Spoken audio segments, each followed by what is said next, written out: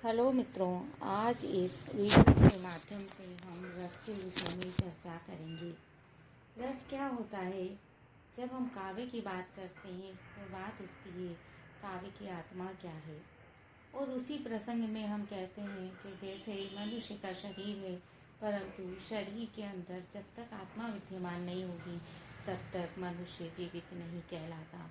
उसी तरह से कोई भी रचना तब तक कोई रचना काव्य रचना नहीं कहलाती जब तक उसमें रस नहीं होता। तो मित्रों, ये रस क्या है, इसी पर आज हम चर्चा करेंगे। रस वास्तव में आनंद का पर्याय है। जब हम काव्य पढ़ते हैं, सुनते हैं अथवा देखते हैं तो उससे हमें आनंद प्राप्त होना चाहिए। इस आनंद की स्थिति क्या है, इसे किसके समकक्ष माना गया है, यह हम अलग वीडियो में देखेंगे। यहाँ हम उसकी सामान्य चर्चा करेंगे। भरत मुनि ने रस का एक सूत्र दिया है जो बहुत छोटा सा है और परीक्षा में कहीं भी पूछ लिया जाता है। विभावा अनुभाव व्यभिचारी संयोगात रस निष्पत्ति, अर्थात विभाव अनुभाव व्यभिचारी भाव के साथ संयोग होने पर रस की निष्पत्ति होती है। ये निष्पत्ति इन तीनों भावों के साथ मिलकर होती है, पर वो कौन सा मुख्य भाव होता है? वो होता है स्थायी भाव। तब इसका अर्थ हुआ स्थायी भाव के साथ विभाव अनुभाव और व्यभिचारी भाव का संयोग होने पर रस की निष्पत्ति होती है। मित्रों, ये विभाव अनुभाव व्यभिचारी भाव और स्थायी भाव क्या है, आज हम इसी में संक्षेप में चर्चा करेंगे। इससे संबंधित प्रश्न अक्सर प्रतियोगी परीक्षाओं में पूछ लिए जाते हैं।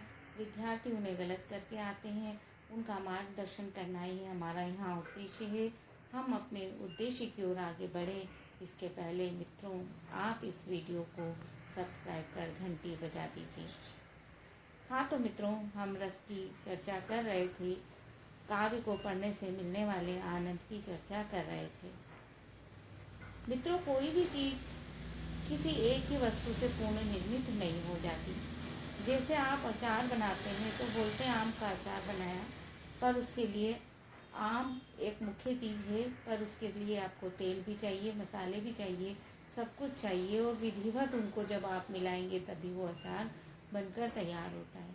इसी तरह की स्थिति काव्य की रसों की भी है।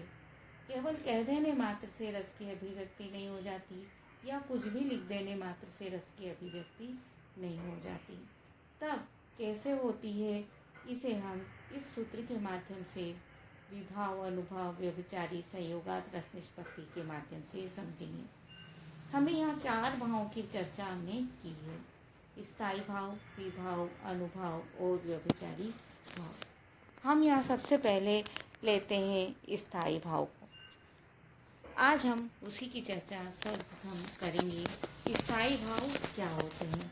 वास्तव में स्थायी भाव वह भाव होते हैं जो व्यक्ति के हृदय में जन्म से ही विद्यमान होते हैं। इन्हें कोई विरुद्ध या अविरुद्ध भाव दबा नहीं सकता। यह वैसी परिस्थितियां पाकर, इनके अनुकूल परिस्थितियां पाकर ये भाव प्रकट हो जाते हैं। वैसे ये भाव व्यक्ति के हृदय में मनोविकार के रूप में सुप्त अवस्था में विद्यमान रहते हैं।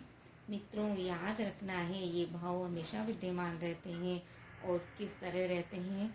सुप्त अवस्था में विद्यमान रहते हैं, मतलब उत्पन्न नहीं होते हैं। आपको अनादि वासना के रूप में ये भाव मिलते हैं और जब इनके अनुकूल परिस्थितियाँ होती है तो ये भाव प्रकट हो जाते हैं, जागृत हो जाते हैं।